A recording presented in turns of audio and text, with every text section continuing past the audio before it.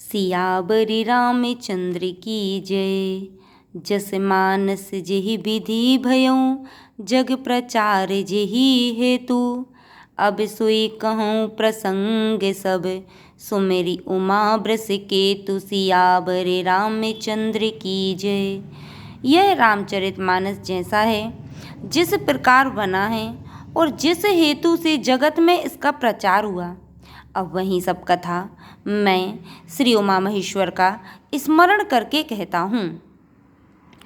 शंभु प्रसाद सुमति ही होलसी, रामचरित मानस कवि तुलसी। करई मनोहर मति अनुहारी, सुजन सुचित सुन लेहु सुधारी।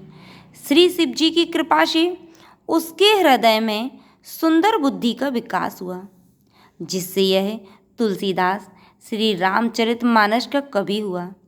अपनी बुद्धि के अनुसार तो वह इसे मनोहर ही बनाता है, किंतु फिर भी हे सज्जनों, सुंदर चित्त से सुनकर इसे आप सुधार लीजिए। सुमति भूमि थल हृदय अगाधु, वेद पुराण उदधि घन साधु। वर सही राम सुजस बरवारी, मधुर मनोहर मंगलकारी। सुंदर सात्विकी बुद्धि भूमि है, हृदय ही उसमें गहरा स्थान है। वेद पुराण समुद्र हैं और साधु संत मेघ हैं।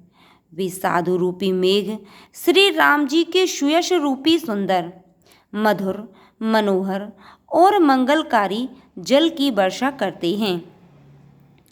लीला सगुन जो कहीं बखानी, सोई स्वच्छता करे मलहानी।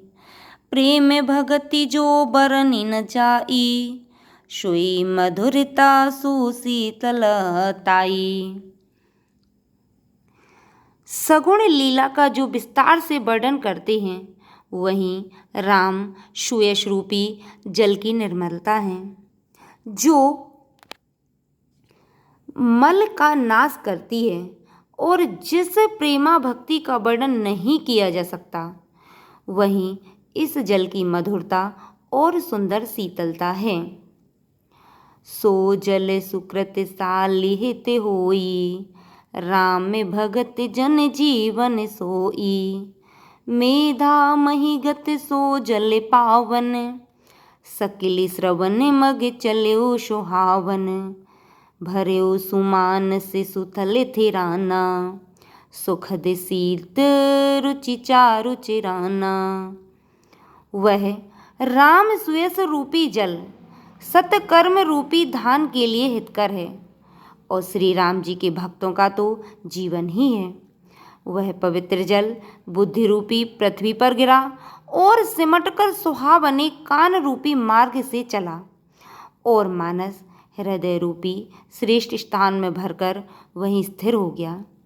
वहीं पुराना होकर सुंदर, रुचिकर, शीतल और सुखदायी हो गया। सुठी सुंदर संवाद बर, बिरचे बुद्धि विचारी। ते यही पावन सुभग शर, घाट मनोहर चारी। सियावर रामचंद्र की जय।